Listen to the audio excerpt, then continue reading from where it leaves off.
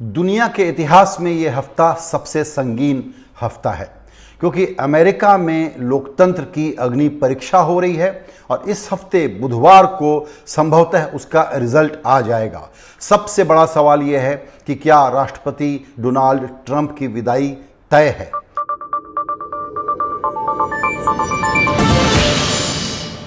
सारे opinion poll ये बता रहे हैं कि बाइडेन आगे हैं, ट्रंप शायद हार सकते हैं, लेकिन तब भी अमेरिकन वोटर, अमेरिकन नागरिक इस वक्त बहुत ज़्यादा बेचैन है, क्योंकि वह 2016 का जला हुआ है, जब ओपिनियन पोल ने कहा था कि ट्रंप हार रहे हैं, लेकिन वास्तविक चुनाव नतीजों में वो जीत गए थे। तो इस बार 2016 का जला 2020 में भी रिजल्ट को फूंक फूंक कर पीना चाहता है, और जब तक रिजल्ट आउट ना हो जाए वो बहुत ज़्यादा अटकलों को लगाने के चक्कर में बहुत एंक्शस हो गया है, जिसको कहते हैं नाखून कुतरते हुए नेल बाइटिंग इंतजार है उसके लिए। तो अभी तक जो ओपिनियन पोल आए हैं उनका जो कंसेंसस है वो ये है कि बाइडेन और ट्रंप के बीच में करीब 9 से 10% का फासला है। करीबन 51.8% से बाइडेन लीड कर रहे हैं और करीबन 43% पर ट्रंप हैं। वहां पर जो बैटल ग्राउंड स्टेट हैं 50 राज्यों के देश में, करीबन 30 में तो क्लियर है कि कौन जीत रहा है, रिपब्लिकन या डेमोक्रेट, लेकिन 20-22 राज्य ऐसे हैं जहां कहते हैं कि चुनाव फंसा हुआ है, कांटे की लड़ाई है। उनमें भी करीबन 5 से 10 राज्य ऐसे हैं जहां 1% का फासला ट्रंप और बाइडेन के फेवर में इस चुनाव को तय कर सकता है। पॉपुलर वोट में बाइडेन भले ही आगे हों, लेकिन वहां पर चुनाव चूंकि इलेक्टोरल कॉलेज से तय होता है, जो 538 लोगों का है, उसमें अभी के आंकड़ों के मुताबिक जो रियल क्लियर पॉलिटिक्स और जो दूसरे सोर्सेस हैं उससे निकाल करके फाइनेंशियल टाइम्स ने जो क्यूरेट किया है वो डेटा बताता है कि 272 सीटों पर बाइडेन की जीत पक्की मानी जा सकती है, 125 सीट पर ट्रंप की जीत पक्की मानी जा सकती है, 141 सीटें ऐसी हैं जिनको टॉसअप सीट कहा जा रहा है कि उसमें अभी आप फैसला नहीं कर सकते कि कौन जीतेगा।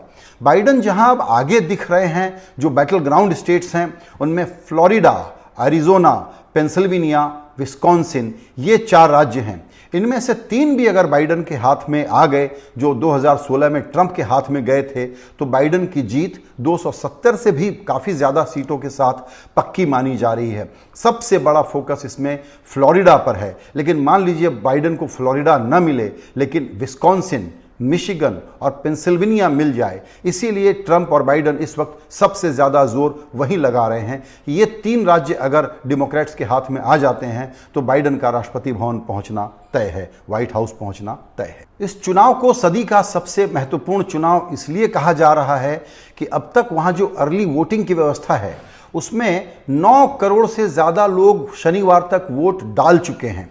ड्रॉप बॉक्स से अभी भी अर्ली वोटिंग वहां पर इस वक्त जारी है और फाइनल चुनाव जो है वो 3 नवंबर को होगा। माना जाता है कि ट्रंप के ज़्यादा समर्थक उस दिन निकलेंगे और अभी तक जो वोटिंग हुई है उसका हाई टर्नआउट ये बताता है। पिछले चुनाव में 2016 में कुल वोट 14.25 करोड़ पड़े थे, 13.8 करोड़ वोट पड़े थे। उसके सामने 9.3 करोड़ वोट अभी तक पड़ चुके हैं। इसका मतलब है कि लोगों में बहुत ज़्यादा उत्साह है और अमेरिकन वोटर ने जो है मन बना लिया है कि एक तरफा फैसला देना है, 51-49 का फैसला नहीं रखना है, क्योंकि उसमें कहीं मुकदमेबाजी के दौर में न फंस जाएं। 3 नवंबर को जब गिनती शुरू होगी, वोटिंग भी होगी और गिनती शुरू होगी, तो उसमें करीबन 12 राज्य ऐसे हैं जहां काउंटिंग की तैयारी पहले से कर ली गई है। तो वहां नतीजे 3 तारीख अमेरिका की शाम 7 बजे से लेके मध्य रात्रि तक नतीजे आने की पूरी संभावना है। अगर एक तरफा फैसला हो गया तो बहुत अच्छा, वरना रिजल्ट बहुत कई दिन और कई हफ्ते तक अटक सकता है। अमेरिका में मतदान की, मतगणना की प्रक्रिया बहुत जटिल है, लेकिन जो बात आप लोगों के लिए ध्यान रखने की है वो ये है कि 3 नवंबर की रात यानी कि भारत की 4 बजे की सुबह जो 12 राज्य हैं जहां नतीजे जल्दी आ सकेंगे क्योंकि उन्होंने काउंटिंग की तैयारी कर ली है, वो राज्य हैं Texas, Florida, Georgia, north Carolina, Arizona, Minnesota, Nevada, Pennsylvania, Michigan, Wisconsin और आयोवा। इनमें से जो शुरुआती नाम मैंने लिए उन राज्यों में गिनती तेजी से होगी। पिछले जो राज्य हैं मैंने नाम लिए उनमें कुछ देर से गिनती हो सकती है, लेकिन 3 तारीख की रात को साफ हो जाएगा कि ये निर्णय मुकदमेबाजी में तो नहीं फंसने वाला है। ये काउंटिंग जो है मुकदमेबाजी में अगर फंस गई, जिसकी कोशिश पूरी तरह से ट्रंप करेंगे, तो कानून के मुताबिक 14 दिसंबर तक कभी भी रिजल्ट डिक्लेयर किया जा सकता है। इसीलिए पॉपुलर वोट से जीता हुआ राष्ट्रपति का चुनाव वास्तविक रिजल्ट नहीं होगा जब तक कि इलेक्टोरल कॉलेज में ब्लैक एंड व्हाइट में फैसला साफ न हो जाए।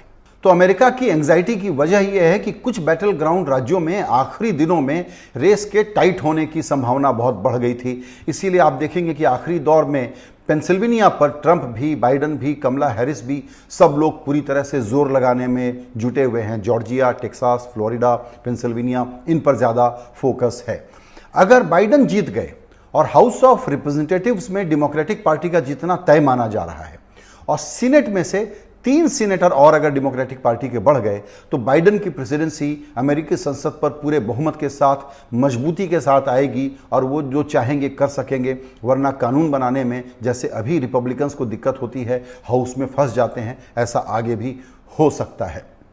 अब देखना यह होगा कि जब रिजल्ट की शाम होगी, अगर ज़रा भी कोई मौका मिला ग्रे एरिया वाला, तो ट्रंप बैलेट पेपर को इनवैलिड कराने से लेकर के मुकदमेबाजी तक सारी कोशिशें कर सकते हैं। इसीलिए इसको नेल बाइटिंग फिनिश कहा जा रहा है और इंतज़ार करना होगा कि 4 तारीख को, 3 तारीख नवंबर, 4 नवंबर हमारे लिए क्या फाइनल रिजल्ट आता है, जिसमें तय होगा कि अमेरिका लोकतंत्र को बचाने की इस अग्नि परीक्षा में कामयाब होकर के, खरा होकर के निकल पाता है कि नहीं।